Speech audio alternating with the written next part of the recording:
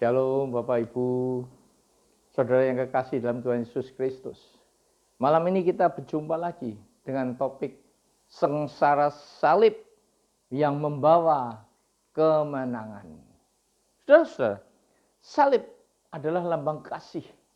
Garis vertikal menunjukkan kasih kepada Allah. Sedangkan garis horizontal adalah kasih kepada sesama manusia. Kasihilah Tuhan Allahmu dengan segenap hatimu dan dengan segenap jiwamu dan dengan segenap akal budimu dan segenap kekuatanmu. Wow, ini berarti harus total mengasihi Allah, melebihi segala-galanya yang ada di dunia ini, seperti Abraham yang mau mempersembahkan anak tunggalnya yang diminta oleh Allah. Nah, yang kedua adalah mengasihi manusia seperti dirimu sendiri. Susah mengasihi seperti dirimu sendiri. Kadang-kadang kita memberikan sesuatu kepada orang lain yang kita sudah enggak mau, kita enggak suka. Nah, semuanya ini sudah dilakukan Tuhan Yesus di atas kayu salib. Dia mengasihi Bapaknya dengan mempersembahkan hidupnya yang dikorbankan sebagai anak domba Allah untuk menyelamatkan manusia, yaitu saudara dan saya. Sedangkan kasihnya kepada manusia adalah menjadi terkutuk karena dosa-dosa kita, sehingga kita dibebaskan dari hukuman dosa, yaitu maut. Saudara-saudara, ketika di Taman Getsemani, Tuhan Yesus berdoa. Ya, dikatakan apa? Ia sangat ketakutan dan makin bersungguh-sungguh berdoa, peluhnya menjadi seperti titik-titik darah yang bertetesan ke tanah. Dalam Lukas 22 ayat 44. Saudara-saudara, keringat darah dalam istilah kedokterannya adalah hematidrosis. Itu terjadi ketika orang mau dihukum mati. Sangat ketakutan. Dia depresi, saudara-saudara. Nah, ketika dia ketakutan, maka pembuluh darahnya akan menciup, mengecil secara tiba-tiba. Dan ketika emosinya sudah stabil, dia sudah dapat menerima hukuman mati yang akan diterimanya.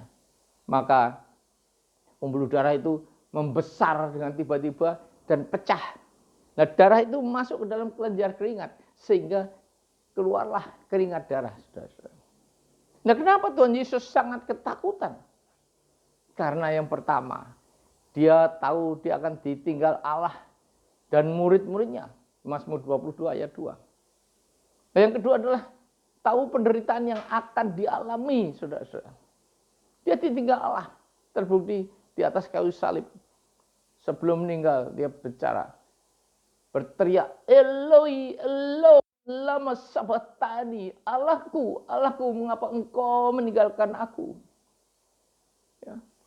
Di Imamat 5 ayat 18, korban penebus salah, yaitu domba jantan yang tidak bercela, harus dinilai oleh iman. Sehingga dikatakan, oh ini sah. Nah, Tuhan Yesus diperiksa 6 kali sebagai anak domba Allah, saudara-saudara. Yang pertama, ke Ananias, Yohanes 18 ayat 22-24. Yang kedua, Kalapas, Matius 26, 57-68. Yang ketiga, Sanhedrin, Matius 27 ayat 1 dan 2. Yang keempat, Pilatus, Lukas 23 ayat 1-5. Dan kemudian ke Herodes, Lukas 23 ayat 6-12. Dan akhirnya ke Pilatus lagi, Lukas 23 ayat 13-25. Dan berarti apa? Yesus sah sebagai korban anak domba Allah yang siap dikorbankan. Saudara, Pilatus mencoba memberikan pilihan pada orang Yahudi, yaitu pilih mana? Tuhan Yesus atau Barabas? Tapi yang dipilih Barabas dibebaskan, padahal dia penjahat yang terkenal, saudara-saudara. Nah, sudah sama seperti kita, saudara-saudara. Hidup dalam kebenaran dan kekudusan itu sangat susah. Karena harus jujur, harus mengasihi sesama, mengasihi Tuhan yang tidak kasat mata, harus hidup kudus, tidak boleh macam-macam. Hanya satu macam aja istrinya, saudara. Harus taat dan setia kepada Tuhan dan sebagainya, pusing. Ya, itulah manusia memilih yang jahat karena ini tadi. Kalau Tuhan Yesus seperti ini, hidup dalam kekudusan susah. Nah, sudah ibarat makan jeroan itu enak. Tapi akibatnya kolesterol, sakit jantung, ginjal, lever, dan lain-lain. Karena apa? Yang kita makan itu adalah racun. Enak, tapi racun. Nah, itulah bedanya apa yang ditawarkan iblis dengan apa yang ditawarkan Tuhan Yesus. Iblis menawarkan segala kenikmatan duniawi dengan catatan nanti menemani dia di neraka. Sedangkan Tuhan Yesus menyuruh kita untuk sangkal diri, pikul salib, baru mengikut dia. Salib itu adalah masalah-masalah penderitaan-penderitaan yang kita alami, yang kita hadapi. Tapi jangan lupa, dia menawarkan hidup kekal di surga. Nah, saudara pilih yang mana? Itu terserah Anda. Saudara, bagaimana Tuhan Yesus disiksa? Dia dicambuk dengan cambuk flagrum namanya. Cambuk itu terdiri dari 3 tali kulit, saudara. Ujungnya diberi bandul, dan bandul itu ada logam-logamnya runcing, ya. Sehingga ketika cambuk itu dicambukkan pada tubuh Tuhan Yesus, apa yang terjadi? Bandul itu seperti palu memukul tubuhnya, saudara. Dan ketika benda yang runcing-runcing itu masuk ke dalam dagingnya, ketika ditarik oleh serdadu, maka dagingnya akan ikut tercapik-capik, saudara. Ya, bayangkan, saudara. Dan Tuhan Yesus tidak dicambuk 39 kali seperti orang Yahudi, karena tentara Romawi itu seenaknya sendiri, dia tidak peduli dengan hukum Yahudi, saudara.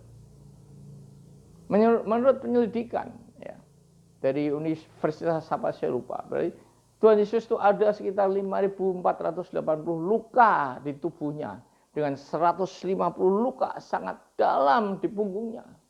Dan semua hancur, saudara. Serdadu-serdadu Algojo itu tahu menyiksa bagian mana yang sakit tapi tidak menyebabkan kematian, saudara. Nah, kesaksian Jim Caviezel, aktor pemeran Yesus dalam The Passion of Jesus Christ, ketika satu cambukan mengenai tubuhnya, dia merasakan sangat kesakitan, padahal hanya satu. Tubuhnya sudah dilapisi dengan besi, tapi ada yang kena tubuhnya. Dia menjerit dan dikira itu aktingnya bagus, padahal dia kesakitan. Tapi ini Jim Caviezel, ini akhirnya menerima Tuhan Yesus sebagai juru selamatnya, dan dia bersaksi. Aneh, saudara-saudara, dia bisa berbahasa lidah Ibrani yang begitu lancar, padahal dia orang Amerika. Nah, saudara-saudara, belum habis, ya, saudara-saudara, belum habis penderitaan Tuhan Yesus. Dia dikasihkan mahkota duri. Mahkota duri ini dari pohon Pallius aculeatus. Pohon durinya beracun. Ketika masuk ke dalam daging, maka getah itu akan membuat sangat pedih. Ya, sehingga prajurit-prajurit itu memasangnya tidak dengan tangannya, tapi dipukul dengan bambu. Bayangkan, saudara-saudara, mahkota duri berada di sekitar dahi. Di sini ribuan saraf yang sangat sensitif, sakit sekali, saudara-saudara. Nah, setelah itu, saudara-saudara, Tuhan Yesus harus memikul salib. Ya, memikul salib, saudara-saudara. Bayangkan, saya bayangkan ada di jalan Via Dolorosa. Ya, jalannya naik, saudara-saudara. Saya sudah makan di hotel, perut kenyang. Padahal Tuhan Yesus dari pagi, dari subuh dia ditangkap, ngantuk, capek, badannya sakit, pasti juga lapar. Saya hanya memikul salib 4, yang panjangnya mungkin sekitar 1,5 meter, sebagai simbol saja. Dan itu dipanggil orang 4 setiap ujung. Enggak ada beratnya sama sekali. Tapi ketika saya membayangkan penderitaan Tuhan Yesus, bagaimana dia berjalan, naik, sehingga dia jatuh 3 kali. Dan tentunya prajurit itu tidak membiarkan aja. Pasti Tuhan Yesus dicambuki seperti binatang. Supaya dia, ayo cepat, karena Tuhan Yesus sudah lemas. Saudara. Nah, saudara, kemudian dia naik ke Bukit Tengkorak atau Golgota. Apa yang terjadi di sana? Dipaku, saudara. Tangannya, kakinya dipaku, pakunya diameter 1,8 cm, panjangnya 20 cm lebih. Ya. Bayangkan, saudara-saudara, tangan daging mentah-mentah dipaku segini, saudara-saudara. Coba saudara, jarum masukin aja, cocok ke tangan. Pasti sakit. Ya, kakinya dilipat seperti ini, saudara-saudara, dipaku dua-dua. Saya tidak bisa membayangkan bagaimana sakitnya Tuhan Yesus. Nah, kenapa paku itu harus panjang? Karena mungkin dia harus menembus balok kayu, ya, dan kemudian dibengkokkan sehingga tangan ini tidak bisa lepas. Ya. Nah, saudara-saudara, bayangkan setelah itu Tuhan Yesus untuk membengkokkan pakunya pasti dibalik, wajahnya menimpa tanah, boom, sakit sekali. Nah, kemudian diangkat, salib itu diangkat untuk dimasukkan ke lubangnya lagi. Di lubang itu pasti ada satu hentakan yang keras, saudara-saudara, sehingga Tuhan Yesus juga ikut tergentak. Badan yang sakit bergesekan dengan kayu salib yang kasar, saudara-saudara. Nah, akhirnya dia disalib. Nah, disalib, saudara tahu bagaimana penderitaan salib. Ya. Nanti akan saya ceritakan kata-kata pertama yang keluar dari mulut Tuhan Yesus adalah, Bapa, ampunilah mereka, karena mereka tidak tahu apa yang diperbuatnya. Nah ini saudara-saudara, ketika kita disalib, maka paru-paru itu akan dalam posisi terjepit, saudara-saudara. Sehingga ketika akan bernapas, maka lutut harus dinaikkan sehingga paru-paru naik. Dan disitulah ketika tubuh Tuhan Yesus naik, maka dia akan bergesekan dengan kayu salib yang kasar. Luka-lukanya bergesekan setiap kali dia mengambil napas, saudara-saudara. Betapa menderitanya, 6 jam, saudara-saudara. Dan napas mungkin setengah menit sekali atau berapa detik sekali. Dia harus digesek terus, saudara-saudara. Ya, gesek terus. Dan ketika dia mau dikasih anggur bercampur mur, waktu itu adalah seperti antibiotik, dia nggak mau. Dia memilih minuman biasa, anggur cuka. Nah, di Mazmur 22 ayat 15 sampai 21 dikatakan, seperti air aku tercurah dan segala tulangku terlepas dari sendinya. Hatiku menjadi seperti lilin, hancur luluh di dalam dadaku. Kekuatanku kering seperti beling, lidahku melekat pada langit-langit, mulutku dan dalam debu maut kau letakkan aku. Coba supaya segala tulangku terlepas dari sendinya. Karena dia menahan beban seperti ini, saudara-saudara. Sakit sekali, saudara. Beban tubuhnya dia tanggung di atas kedua tangannya. Saudara bisa mencoba begini tanpa beban. Kalau saudara kuat setengah jam, saya beri hadiah, saudara. Berat sekali, saudara. Seperempat jam aja sudah berat.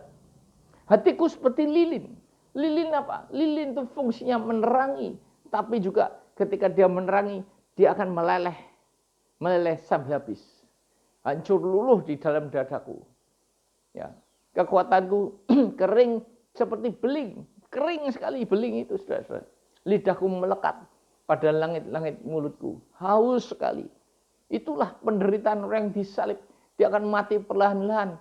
Kehausan, kepanasan, ya. Kalau malam kedinginan.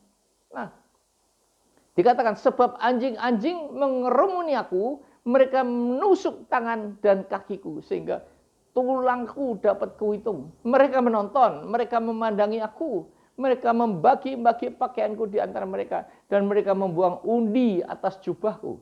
Tetapi Engkau Tuhan, janganlah jauh.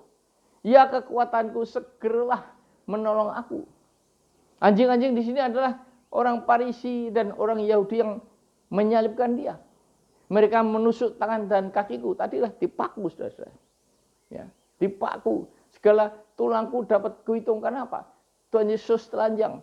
Kerangka di sini tulang-tulang di dadanya dapat dihitung, saudara. Mereka menonton, memandangi aku dan membagi-bagi pakaianku. Pakaian itu terdiri dari satu kain yang utuh dibagi-bagi antara prajurit.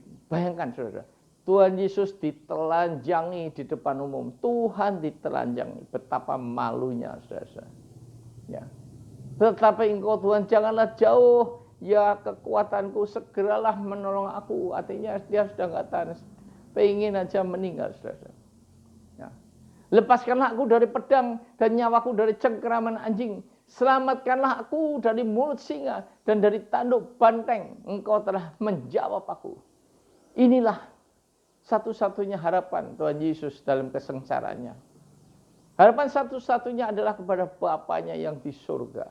Bahwa dia dilepaskan dari penderitaan itu secepatnya. Nah, ayat ini merupakan nubuatan Raja Daud yang hidup 1000 tahun sebelum Masehi. Nah, pada zaman itu tidak ada hukuman salib, saudara-saudara. Dan Daud mati normal sebagaimana manusia yang lain.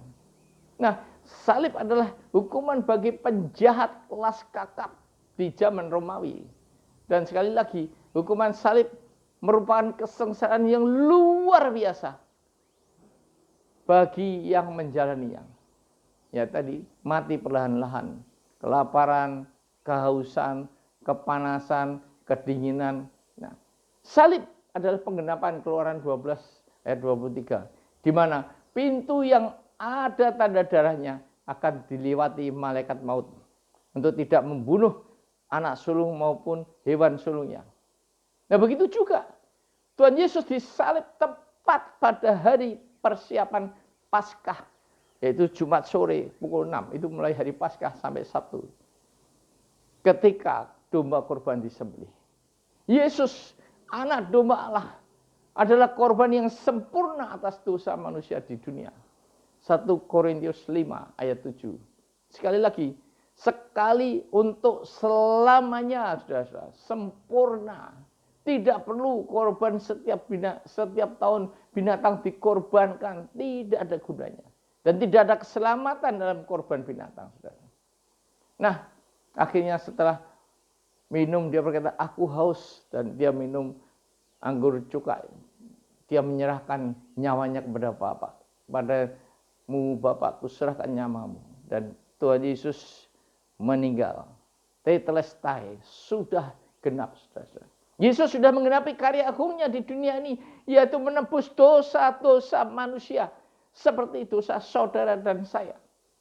Lewat penderitaan yang luar biasa. Dan darahnya yang terkucur di atas kayu salib. Karena itu saudara-saudara, jangan sia-siakan darah Yesus dan pengorbanannya di atas kayu salib. Dia akan menangis, sedih jika melihat kita berbuat dosa. Nah, apa yang terjadi setelah kematian Yesus? Yang pertama, tirai bait Allah terbelah dua. Dan matahari tidak bersinar 3 jam. Gempa bumi, kuburan terbuka. Yang kedua, kepala prajurit percaya bahwa Yesus adalah anak Allah. Nah, tirai bait Allah terbelah dua. Artinya apa? Artinya manusia dapat berhubungan langsung pada Allah tanpa melalui perantara iman yang biasanya masuk ke ruang Maha Kudus 1 kali dalam setahun. Jadi kita harus berdoa dalam nama Tuhan Yesus. Karena dalam Yohanes 16 ayat 26 dikatakan, dia berkata, jika kita berdoa dalam namanya, maka dia akan minta kepada Bapa bagi kita apa yang kita doakan. Nah, yang kedua, kepala serdadu bertobat. Orang yang dulunya memerintahkan penyiksaan, memaku tangan kaki Tuhan Yesus, jadi percaya bahwa Yesus adalah benar-benar anak Allah. Dia perlu, oh ternyata ini benar-benar anak Allah. Karena tadi alam yang gelap gulita selama 3 jam, gempa bumi yang dahsyat.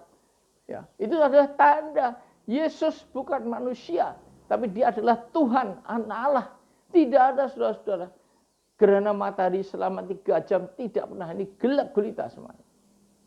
Nah, 3 hari, pada hari yang ketiga bangkit pula Tuhan Yesus dari kuburnya. Inilah suatu kemenangan. Karena kita tahu bahwa Kristus sesudah ia bangkit dari antara orang mati, tidak mati lagi. Maut tidak berkuasa lagi atas dia. Roma 6 ayat 9. Maut tidak berkuasa atas Tuhan. Ya, karena memang Yesus adalah Tuhan yang menjelma menjadi manusia, maka dia bangkit pada hari yang ketiga. 1 Korintus 15 ayat 17. Jika Kristus tidak dibangkitkan, maka sia-sialah kepercayaan kamu dan kamu masih hidup dalam dosa-dosamu. Nah, jika Kristus itu bukan Tuhan, maka dia tidak akan bangkit dari kematiannya. Yang berarti dia hanya manusia biasa seperti kita. Semua nabi, pemuka agama, atau siapapun juga mereka mati dan tidak pernah bangkit kembali seperti Kristus. Kenapa? Karena mereka hanya manusia seperti kita. Tetapi kita juga akan dibangkitkan dari kubur ketika Tuhan Yesus datang kembali untuk yang kedua kalinya turun di awan. Matius 24 ayat 30. Bagaimana kita tahu bahwa Tuhan Yesus akan datang kembali turun di awan seperti cara dia naik ke surga? Nah, di kuburan Tuhan Yesus, kain peluh penutup muka. Jenazahnya ditinggalkan dalam keadaan terlipat rapi. Nah, tradisi bangsa Yahudi, ketika tuan rumah itu makan, maka lampin penutup pengelap mulutnya. Jika ditinggalkan dalam keadaan rapi, maka tandanya tuan itu akan kembali makan lagi. Itulah sama. Tuhan Yesus memberi tanda bahwa aku akan datang kembali, belum selesai tugasku. Nah, saudara-saudara, kemenangan apa yang kita peroleh dari sengsara salib? Yang pertama tentunya adalah keselamatan. Syarat diselamatkan itu sangat mudah, saudara-saudara. Yaitu apa? Jika mau mengaku dengan mulut bahwa Yesus itu Tuhan dan percaya di dalam hatimu bahwa Allah telah membangkitkan dia dari antara orang mati, maka kamu akan diselamatkan.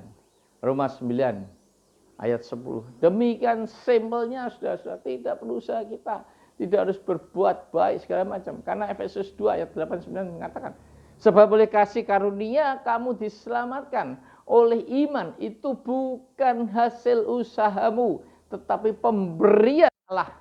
Itu bukan hasil pekerjaanmu. Jangan ada orang yang memegahkan diri. Sudah, tidak ada usaha kita yang dapat membuat kita diselamatkan. Semuanya anugerah. Anugerah itu cuma-cuma gratis, sudah diberikan, saudara-saudara. Nah, kemenangan yang lain adalah kemenangan atas masalah-masalah dalam kehidupan kita. Asalkan kita mempunyai iman sebesar biji sesawi saja. Amin.